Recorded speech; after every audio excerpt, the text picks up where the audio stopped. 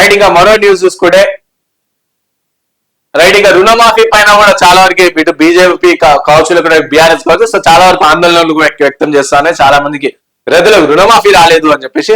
So నిన్న Tummala Nageswararao press meet కూడా పెట్టారు. సో రుణమాఫీపై ఆందోళన వద్దు, ఏ ఒక్క రైతుకు కూడా అన్యాయం జరగనివ్వం అని చెప్పేసి అన్నారు. కావాలని కొందరు రాజకీయం చేస్తున్నారు. ఇన్కమ్ ట్యాక్స్ కట్టే వారికి ప్రజాప్రతినిధులకు మాఫీ వర్తించదు. 3 లక్షల మంది రైతుల ఖాతాల్లో ఆధార్ సాంకేతిక సమస్య ఉంది. సో 5-6 కోఆపరేటివ్ సొసైటీ బ్యాంకులకు రుణాలపై అనుమానాలు మంత్రి తుమ్మల నాగేశ్వరరావు వ్యాఖ్యానించారు. సో ఒకసారి చూద్దాం.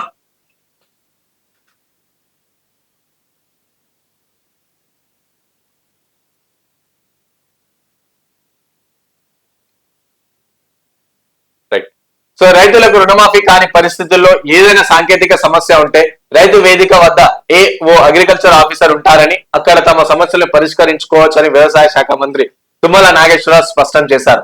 శనివారం సచివాలయంలో మంత్రి మీడియాతో మాట్లాడారు. రుణమాఫీ విషయంలో అన్నదాతలు ఆందోళన చెందొద్దని భరోసానిచ్చారు.